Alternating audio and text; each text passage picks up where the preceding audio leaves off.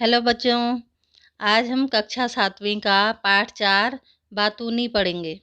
इस पाठ के लेखक हरिशंकर परसाई जी हैं। बातूनी का मतलब होता है बहुत ज़्यादा बोलने वाला व्यक्ति। इस पाठ में लेखक जी ने एक बहुत ज़्यादा बोलने वाले इंसान की कहानी लिखी है। उस बातूनी व्यक्ति को लेखक जी ने एक लिफाफा पोस्ट करने के लिए दिया था, लेकिन उसके बाद जब भी वह लेखक को रास्ते में मिलता तो वो अपनी फिजूल की बातों से लेखक को इतना परेशान करता था, समय बर्बाद करता था कि लेखक ने अपना रास्ता ही बदल दिया। तो चलिए पाठ पढ़ना शुरू करते हैं। आदमी सुविधा खोजने में मारा जाता है। सुविधा मतलब सुविधा, सहूलियत। आजकल हर कोई इंसान चाहता है कि उसको सुविधा मिले, सहूलियत मिले। तो कहते हैं लेखक जी कहते हैं, उस शाम अगर मैं खुद जाकर लिफाफा पोस्ट ऑफिस में छोड़ देता तो वह कष्ट न होता जो तभी से भुगत रहा हूँ। उस शाम मुझे एक लिफाफा ज़रूरी छोड़ना था। मैं बाहर निकला। पोस्ट ऑफिस बंद होने का समय हो रहा था।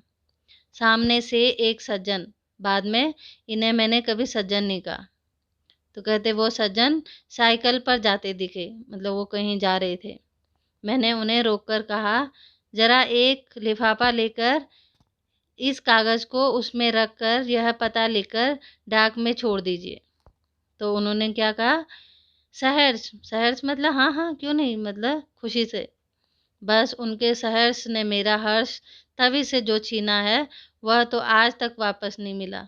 तो कहते हैं कि उन्होंने जो सहर्ष बोला और तब से मेरा हर्ष, हर्ष मतलब खुशी, छिन गई है। फिर लेखक कहते हैं, दूसरे दिन वे दिख गए।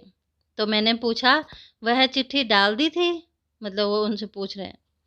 तो कहते आप बताइए, इसका जवाब ज़्यादा से ज़्यादा कितना लंबा हो सकता है? यही कि जी हाँ साहब, मैंने आपकी चिट्ठी टिकट लगाकर और पता लिखकर पोस्ट ऑफिस के लाल लेटर बॉक्स में छोड़ दी थी। बस, इससे ज़्यादा तो नहीं हो सकता। पर उन्होंने यह जवाब दिया। अब जो सज्जन थे जिनको उन्होंने लिफाफा पोस्ट करने के लिए दिया था, अब वो क्या कहते हैं, उनका जवाब क्या था, मैं पोस्ट ऑफिस पहुंचा साहब, देखता हूँ कि पोस्ट ऑफिस बंद हो चुका है। अब मैं बड़ा परेशान। मैं कहूँ कि करूँ तो क्या करूँ? आपकी चिट्ठी ज़रूरी है। आपने पहली बार तो कोई काम बताया। इतने दिनों से आप यहाँ रहते हैं, पर सेवा का कोई मौका ही नहीं मिला था। मैंने कहा, चाहे आकाश टूट जाए और पृथ्वी फट पड़े, पर आपका लिफाफा ज़रूर डालूंगा। तो साहब मैं बाहर निकला। अब मैं कहूँ कि जाऊँ तो कहाँ जाऊँ? इतने में साहब मेरी नज़र पड़ी साहनी मेडिकल स्टोर पर। वहाँ साहनी बैठा था। मैं वहाँ गया। साहनी मेरा कई साल से दोस्त है, आप नहीं जानते। अब वो इतनी बातें बताती। अब उसके फादर मेरे फादर के बड़े अच्छे दोस्त थे। बाद में उसके फादर को एक दिन दिल का दौरा पड़ा। ये सब आजकल दिल की बीमारी का भी बड़ा फैशन चल रहा है। तो मैंने कहा, यार साहनी, लिफाफा दे। उसने कहा, लिफाफा तो नहीं है, टिकट है। मैंने कहा, ला टिकट ही दे। मैंने साहब टिकट तो हाथ में कर ली, अब लिफाफा? मैं बाहर खड़ा खड़ा कहूँ कि लिफाफा कहाँ से लाऊं? अब मुझे घबराहट होने लगी। आखिरी डाक निकलने का वक्त हो रहा था। लिफाफा नहीं गया तो क्या होगा? हे भगवान, तू ही रास्ता बना। मैं तो इस गाड़ी से लिफाफा छोड़कर ही रहूँगा, चाहे मुझे स्टेशन ही क्यों न जाना पड़े। गाड़ी चल दी होगी तो उसे रोक कर लिफाफा छोड़ूंगा, पर लिफाफा मिले कहाँ? अचानक साहब मुझे राजू दिखा। वही राजू जो किताबों का एजेंट है। उसके हाथ में बस्ता था। बस्ता मतलब जो बैग सा होता है लिफाफा रखने के लिए। तो मैंने सोचा उसके पास ज़रूर लिफाफा होगा। मैंने कहा, यार राजू, एक लिफाफा दे। उसने कहा, यार लिफाफा तो है, पर उस पर फर्म का नाम छपा है। मैंने कहा, कोई बात नहीं, मैं उसे काट दूंगा। मैंने लिफाफा ले लिया। जेब में हाथ लगाया तो कलम नहीं था। मैंने कहा, अजीब बेवकूफ़ हूँ, काम ले लिया और कलम लाया ही नहीं। भाग्य से राजू के पास पेन था। मैंने कहा, यार पेन दे। और उसने साहब फौरन निकाल के दे दिया। राजू, मैं इतनी बात अच्छी है। अब देखो इसमें इतनी बड़ी अच्छी बात की कौन सी बात है। उसके पास कोई चीज़ हो तो फौरन दे देता है। अब मैं कहूँ काहे पर रख कर लिखूँ। मैंने झट उसका बस्ता लिया, उस पर लिफाफा रखा, उसकी फर्म का नाम काटा और पता लिखा और साहब मैं भागा पोस्ट ऑफिस की तरफ। अब संयोग देखिए साहब कि पहुंचा हूँ कि डाकिया चिट्ठियाँ निकालकर लेटर बॉक्स बंद कर रहा था। मैंने कहा, भाई साहब यह चिट्ठी भी ज़रूरी है, इसे डाक में शामिल कर लीजिए। वह भला आदमी था, उसने लिफाफा ले लिया। तब साहब मेरा मन हल्का हुआ। अब लेखक जी कहते हैं कि यह मैंने बहुत संक्षेप में लिखा है, मतलब मैंने बहुत कम शब्दों में लिखा है। उन्होंने लगभग आधा घंटा इस विवरण में लिया, जो भी उन्होंने बताया उसमें कम से कम आधा घंटा लिया।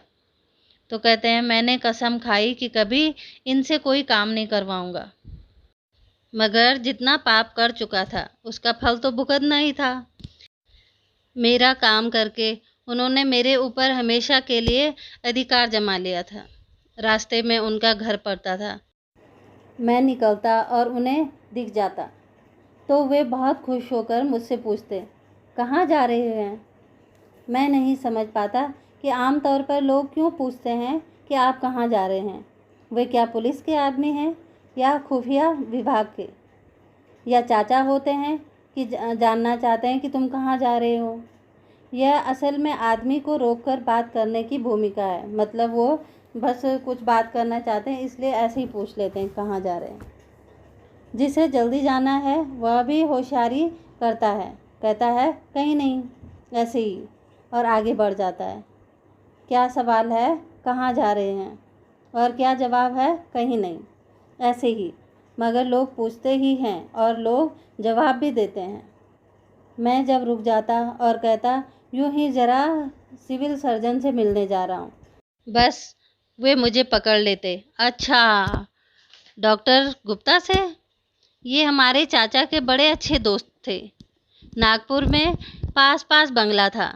हमारे घर आते तो मुझे गोद में लेकर खिलाते थे। मिलते हैं तो कहते हैं क्यों बेटा भूल गए, घर नहीं आते हो। वे 10-15 मिनट तक डॉक्टर गुप्ता से अपने पारिवारिक संबंध बताते।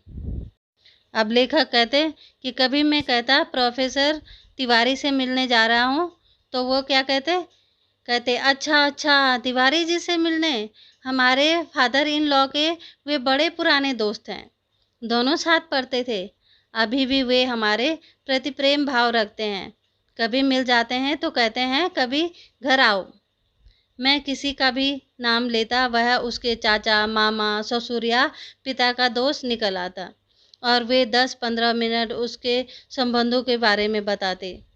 अब कहते हैं कि अगर एक दिन मैं कहूँगा कि डाकू जालम सिंह से मिलने जा रहा हूँ, तब वे शायद झटके में कहेंगे, अच्छा डाकू जालम सिंह, वे तो हमारे फादर के अच्छे दोस्त थे, दोनों साथ ही डाका डाला करते थे।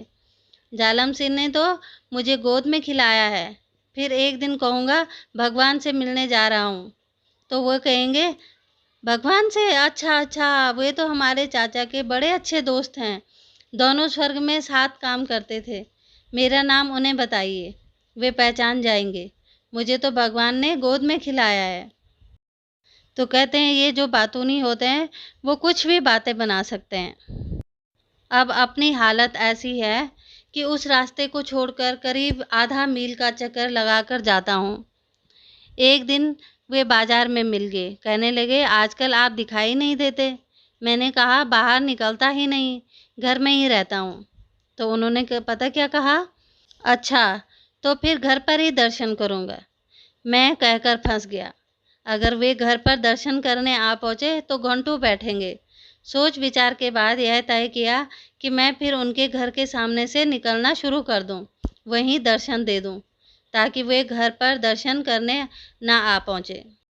उन सज्जन से मुझे डर लगता है, वे मुझे दूर से देखते हैं तो चेहरा खिल उठता है। और लेखक कहते हैं मैं उनको देखकर कांप जाता हूँ। वे घंटे भर से कम नहीं छोड़ते, उनके चेहरे पर वही भाव होता है जो सुरसा के मुख पर हनुमान को देखकर आया था। सुरसा ने कहा था, आज सुरन मोहि दीन आहारा, आज देवताओं ने मुझे भोजन दिया। ये सज्जन भी किसी परिचित को देखकर मन ही मन कहते हैं, आज सुरन मोहि दीन आहारा। वे पास आकर हाथ पकड़ लेंगे और एक पाँव से आपका पाँव दबा लेंगे और मुंह मिलाकर घंटे भर बकते जाएंगे। हम तो राह देख रहे हैं कि कोई कर्नल जिम कॉर्बेट पैदा होगा तो उनसे हमारी रक्षा करेगा। मतलब कि इनको पकड़ के ले जाएंगे जिससे हमारी जान बचेगी। तो देखा आपने इस कहानी में बातूनी ने जो लेखक हैं उनको कितना परेशान किया। अब कई लोग इनकी बातें नहीं सुनना चाहते हैं, फिर भी उनको अपनी बातें सुनानी होती है और वो भी फिजूल की, जिससे ना तो सुनने वाले को कुछ फ़ायदा होता है, पसंद आती बातें, और ना उसको कुछ फ़ायदा होता है, सिर्फ समय की बर्बादी होती है। मेरा वीडियो आपको अच्छा लगे तो प्लीज़ लाइक, कमेंट, शेयर और सब्सक्राइब कीजिए और बेल आइकन को भी प्रेस कीजिए ताकि आपको नई वीडियो की नोटिफिकेशन मिलती रहे। धन्यवाद।